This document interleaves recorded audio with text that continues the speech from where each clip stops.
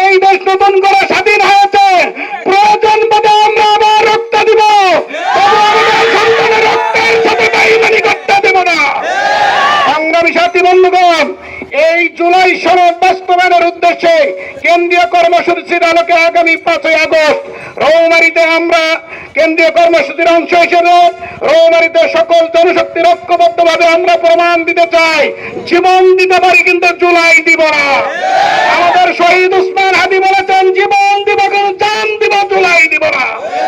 সকলকে ধন্যবাদ যারা আজকের এই প্রোগ্রামে অল্প সময়ের মেসেজে উপস্থিত হয়ে প্রোগ্রামকে সাফল্যমণ্ডিত করেছেন।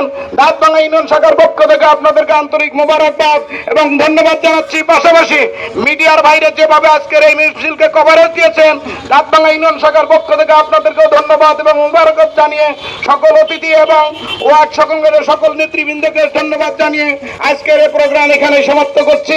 আল্লাহ